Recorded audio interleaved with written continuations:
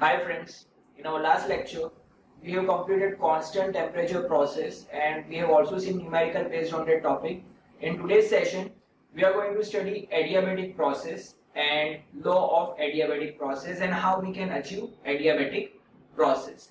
This is Faizan Kagti and I welcome you all to our lecture series of basic mechanical engineering. So let's begin with our topic.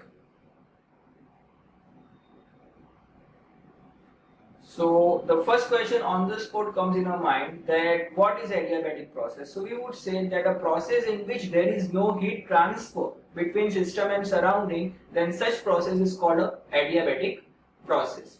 Now the question comes that how we can achieve this adiabatic process in case of a closed piston cylinder arrangement. So the first answer is that providing insulation to the cylinder, so that it will restrict the heat transfer from a system to surrounding. And a second requirement is that we have to push, for example, that considering a compression process. As you can see on your screen, I have shown a force applied on a piston to a gas, that is 1 kg gas, at a temperature of 25 degrees Celsius. So in order to achieve adiabatic process, it is required to push the piston at a much faster rate so that the system does not get time to reject heat energy to the surrounding atmosphere. In actual scenario, we cannot achieve adiabatic process, but for achieving adiabatic process, we have two conditions. The first is to provide insulation, and the second condition is that to push a piston at a much higher rate that heat transfer does not occur. We can compare this with our constant temperature. If you remember that in a constant temperature, to achieve that, we have to consider to push a piston at a much slower rate. In that case, we were allowing a heat transfer between system and surrounding so that at a final state constant temperature is achieved. Whereas in this case, we do not require heat transfer. So how we can achieve that? So pushing the piston at a much faster rate. Remember this. So now let's see the equation. So we can say that according to first law of thermodynamics, we know that for a closed system, Q is equal to work done plus delta E. Right. Now in this case, in this process, heat transfer is 0. Right. So we are going to get two cases. Case 1, in which I have shown minus W is equal to delta E. So what does this indicate? So we know that negative sign for work done means work is done on the system, which I have represented by showing a piston cylinder diagram on your screen, as you can see. So work is done on the system. So what is going to happen? So this will increase internal energy of a system.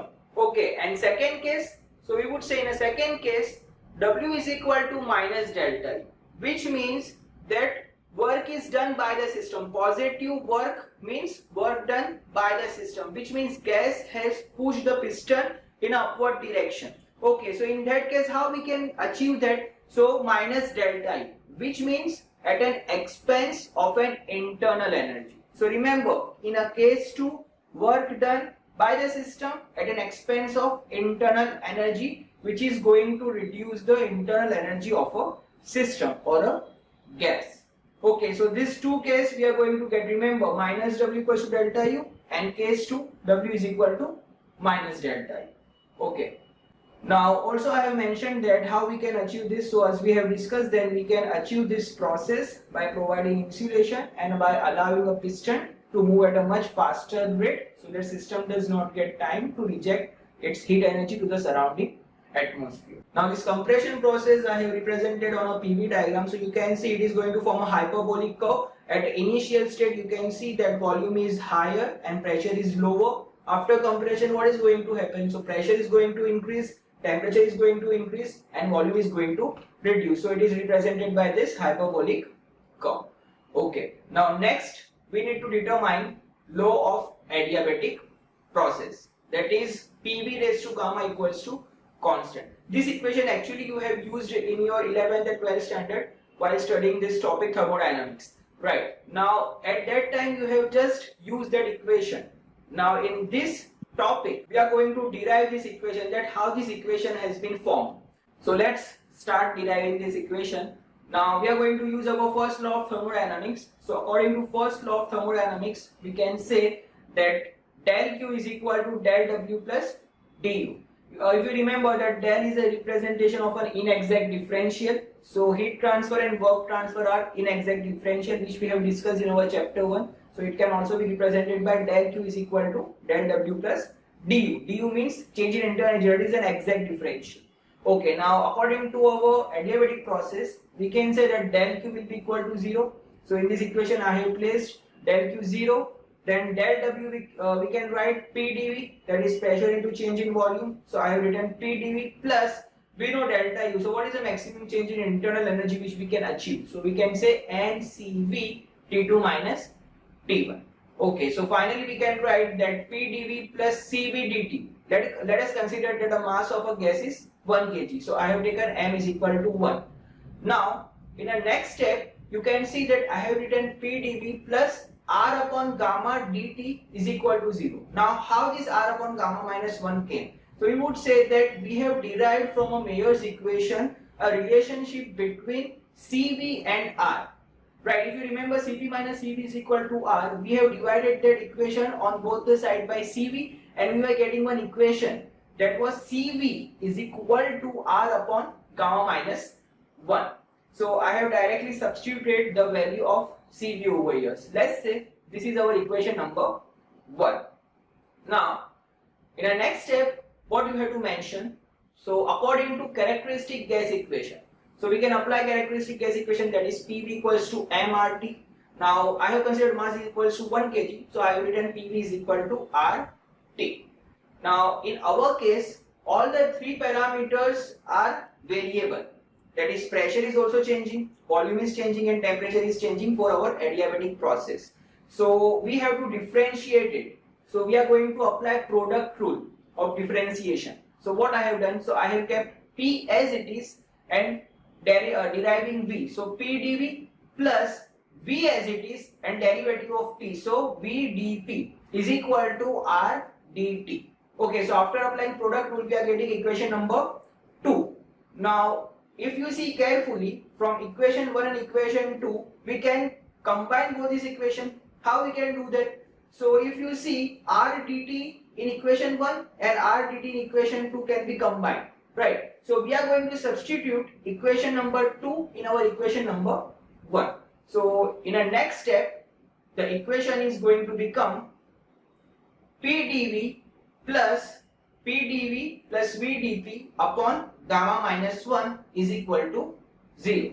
Okay, so now as you can see that after expanding this equation, we are going to get gamma PdV minus PdV plus VdP. So the term PdV, that is minus PdV and plus PdV, is going to get cancelled out. So the final equation is going to become gamma PdV plus VdP is equal to 0. So I hope guys that you are clear up till here. Now let's see our next step. Okay, so now in the next step, we are going to divide this. Let's say this is our equation number 3. So in our next step, we are going to divide this equation 3 by PV, further simplifying it. Why we need to do this? So the reason is that we need to find out total volume and total pressure. But actually in this equation, it is dV, that is change in volume and change in pressure. So for finding out total, what we are going to do further? So we are going to integrate it, right? That is integration, summation. But before integrating, we need to simplify this equation. So for simplifying, in our next step, we are dividing equation number 3 by PV. Now equation becomes gamma dV by V plus dP by P is equal to 0. So as you can see that this equation is finally reduced in a form which can be further integrated, that is to determine total volume and total pressure. So in our next step, it is very obvious that we are going to do integration. So integrating on both the side, what we are going to get? So integration gamma dV by V plus integration dP by P is equal to 0. That is integration of 0. So in the next step, I have written gamma has been taken common out because it is an adiabatic index which is a constant. So what is integration of 1 upon V dV? So we would say it is ln V or log V to the base e plus integration of dP by P. So again log P to the base e is equal to, now integration of 0. So what will be the integration of 0? So it is a constant C. So over here I will present it by C. Now in the next step, as you can see that I have applied log rule of multiplication. So the adiabatic index gamma will come to a power of V. So the final equation will become log V raised to gamma to the base E plus log P to the base E is equal to C. Again in the next step, I have applied addition rule of a logarithm. So further the equation is going to become log PV raised to gamma to the base E is equal to C. Again, now we can see that the equation is going to come, that is law of adiabatic process is nearer to be achieved. Right. So in the next step again we are going to apply a log rule. Now in this log rule, as you can see that the base of logarithm, that is E, is going to move on the other side and a constant C will come to a power of E. Right, that is again it is a log rule. So we can further write an equation in a form PV raised to gamma is equal to E raised to C. Now E is basically exponential, that is has a value of 2.717, which you know. So anything raised to constant will be another constant, we can say. So in our next step I have written that PV raised to gamma is equal to capital C, let's say some other constant. So this final equation PV raised to gamma is equal to C is called a law of adiabatic process. Also this equation is called Poisson's law or Poisson's equation. And why we have derived this equation? So the reason is that in our next task we are going to find out work output, that is work done during this adiabatic process. And we know that what is the formula of work, that is integration P dV.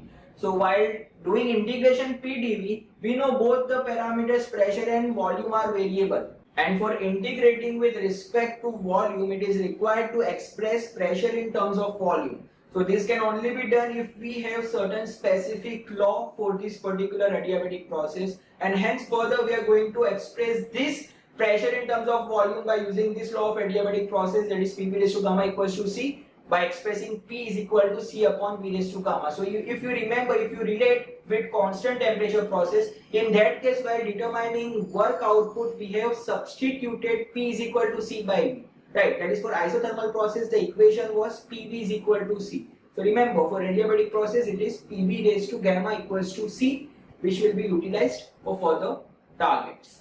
Okay. Also we have several examples of adiabatic process in our actual scenario. We can take an example that explosion of a bomb. Right. So what is an explosion of a bomb? We would say it is a sudden process in which a system does not get a time to reject its heat energy. Sudden an explosion takes place. Right. Similarly, we can say we have an example for an adiabatic process, that is explosion of a tire, automobile tire.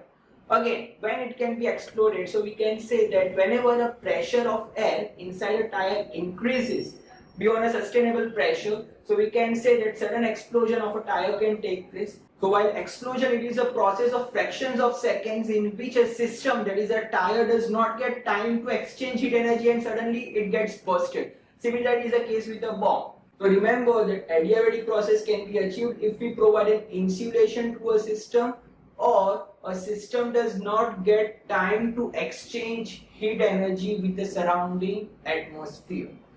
Okay friends, so I hope that you are clear with the concept of adiabatic process and what is law of adiabatic process and how we can achieve that. So in today's session we are keeping up till here.